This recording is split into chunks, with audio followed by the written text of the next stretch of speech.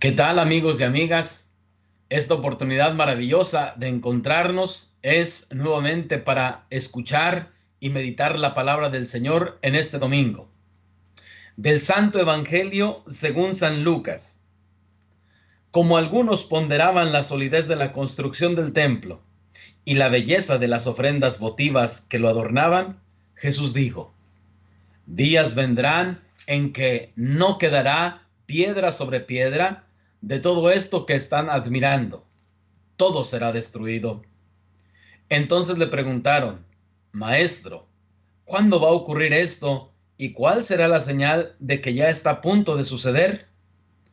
Él les respondió: Cuídense de que nadie los engañe, porque muchos vendrán usurpando mi nombre y dirán: Yo soy el Mesías, el tiempo ha llegado. Pero no les hagan caso. Cuando oigan hablar de guerras y revoluciones, que no los domine el pánico, porque eso tiene que acontecer, pero todavía no es el fin. Luego les dijo: se levantará una nación contra otra y un reino contra otro. En diferentes lugares habrá grandes terremotos, epidemias y hambre, y aparecerán en el cielo señales prodigiosas y terribles. Pero antes de todo esto, los perseguirán a ustedes y los apresarán. Los llevarán a los tribunales y a la cárcel, y los harán comparecer ante reyes y gobernadores por causa mía. Con esto darán testimonio de mí. Grábense bien que no tienen que preparar de antemano su defensa, porque yo les daré palabras sabias a las que no podrá resistir ni contradecir ningún adversario de ustedes. Los traicionarán hasta sus propios padres, hermanos, parientes y amigos. Matarán a algunos de ustedes y a todos los odiarán por causa mía. Sin embargo, no caerá ningún cabello de la cabeza de ustedes. Si se mantienen firmes, conseguirán la vida. Palabra del Señor. Hermanos y hermanas, es ya el domingo 33º del tiempo ordinario.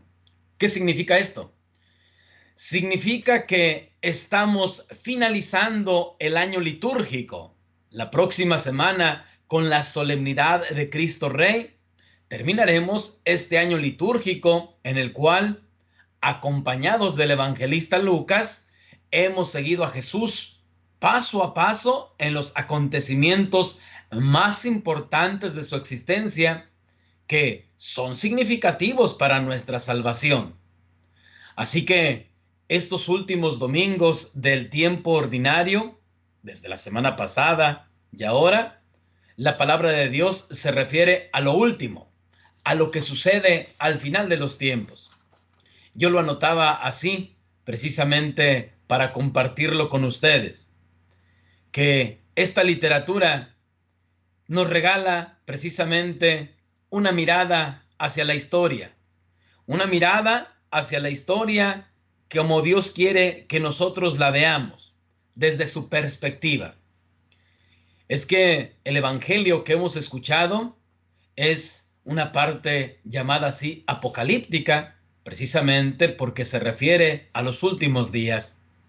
Y quisiera aclarar también que Apocalipsis no es sinónimo de destrucción, no es sinónimo solamente de cosas negativas.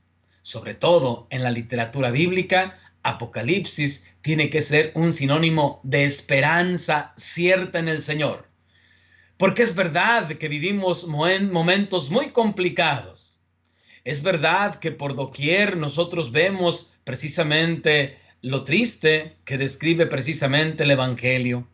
No solamente terremotos y calamidades, sino hoy día yo pienso que terremotos en el sentido de las ideologías que se nos quieren imponer. Calamidades en cuanto a que el hombre no sabe cómo responder cuando no está cerca de la palabra de Dios y se deja llevar. Hoy en día vivimos tiempos de incertidumbre, al menos aquí en este país donde nosotros estamos, que ha habido elecciones, que ha vencido un candidato de una forma inesperada.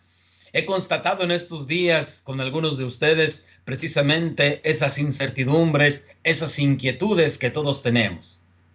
Pero si vemos precisamente que la palabra de Dios es sinónimo de esperanza, yo quisiera que viéramos algunas cosas que nos sirvieran para nuestra meditación en este domingo. Quisiera primero explicar el significado del templo, porque para nosotros, quizá, un templo lo asociamos con donde celebran la misa, donde vive el Padre. Un templo lo asociamos con el edificio únicamente. En la mentalidad judía, el templo era su orgullo nacional. Era la constatación de la presencia de Dios. Este templo primer templo que había sido construido por Salomón y que después los profetas habían predicho de alguna forma su destrucción, el profeta Miqueas, Jeremías, Ezequiel, como efectivamente sucedió en el destierro, y que una vez que reconstruyen ese templo, ya en tiempos de Jesús, dice que ponderaban, se admiraban de la belleza que tenía ese templo, quizá de la arquitectura, de lo magnífico que se veía precisamente el templo con todas las ofrendas que le adornaban. Jesús dice: días vendrán en que no quedará piedra sobre piedra. Decía, el primer templo de Jerusalén fue destruido precisamente, según la clave histórica bíblica, ¿verdad?, por la infidelidad del pueblo, por haber olvidado la alianza. Y en tiempo de Jesús vuelve a decir precisamente que ese templo material va a ser destruido por no haber aceptado el mensaje de Jesús. Pero Jesús va más allá. Él es el nuevo templo de Dios. Él es la piedra angular sobre la cual se cimienta toda nuestra fe. Él es el nuevo templo. Precisamente por eso habla de que ese templo puede ser reconstruido en 3 días. Imaginemos nosotros que le están escuchando a Jesús, no solamente sus discípulos, sino el pueblo de Israel, el pueblo judío. Y cuando él dice que vendrá abajo todo eso, lo que era su orgullo, lo que era precisamente el motivo de su alegría, porque para ellos era la presencia de Dios, iba a ser destruido. Imaginemos esas palabras que causan precisamente esa inquietud en aquellos que ponían su seguridad precisamente en el templo. Pues bueno, la curiosidad les lleva a preguntarle a Jesús: ¿y cuándo será ello? ¿Cuándo sucederá y cuándo acontecerá? Por eso el Señor empieza a decirnos todo tipo de calamidades, de desastres naturales que consigo lleva el mundo, pero que no es precisamente el fin. Dice Jesús en el Evangelio, no se trata de un fin, se trata precisamente de que en medio de las persecuciones, en medio de las pruebas, en medio de las dificultades, uno tiene que mantenerse firme, porque aunque todo cambiara, Dios no cambia. Aunque todas las cosas sufrieran mutación, Dios es inmutable, Dios no cambia. Precisamente por eso Jesús en el Evangelio nos hace referencia: cuídense de que nadie los engañe. Fijémonos, yo creo que una de las cosas que hemos descuidado en la predicación está precisamente en esto, en decir: el Señor ha de volver. Y es que cuando perdemos el sentido cristiano de la historia, entonces no le damos un sentido a nuestro presente, no vemos con esperanza el futuro. Cuando borramos el sentido religioso de la historia, no somos capaces de ver sino solamente lo que se nos presenta, lo material.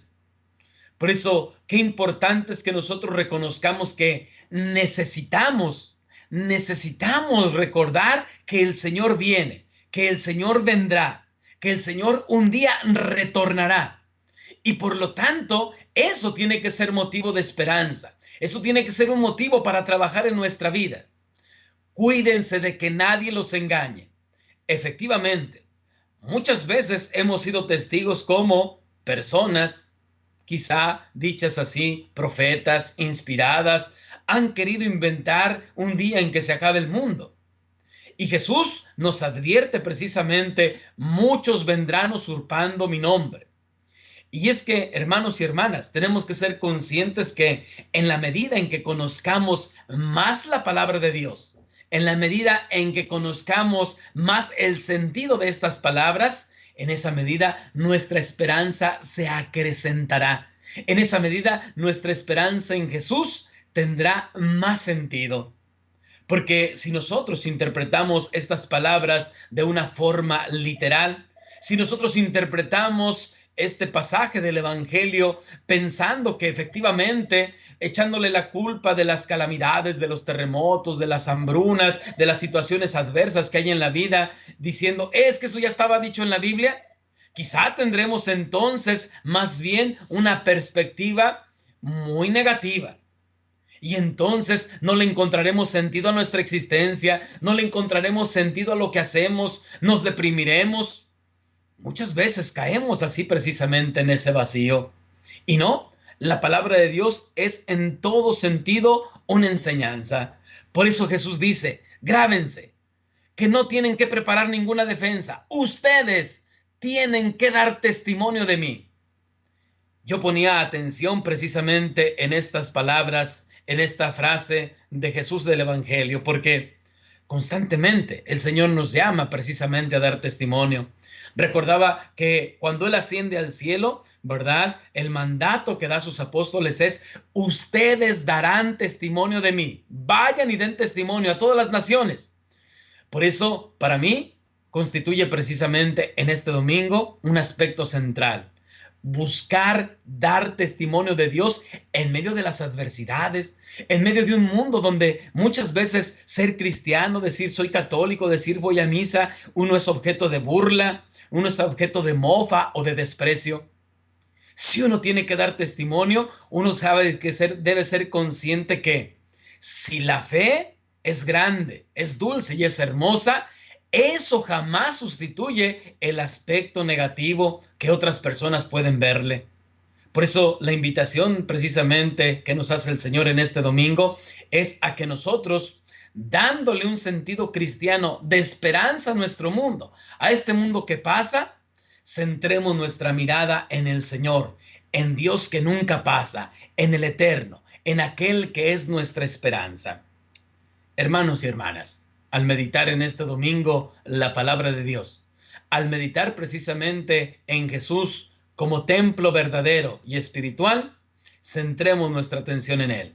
Centremos nuestra atención precisamente para que, viviendo en esperanza, podamos ver lo positivo en medio del caos. Podamos ver los signos de Dios, los signos del reino en medio de la oscuridad que muchas veces se nos presenta. Pidámosle al Señor que también nosotros sepamos ser esperanza, que también nosotros sepamos ser luz para aquellos que se encuentran perdidos, sepamos guiar a aquel que se encuentra desorientado y así seamos capaces en este domingo y con nuestra vida cristiana de dar testimonio de Él. Que Dios los siga bendiciendo. Buen domingo.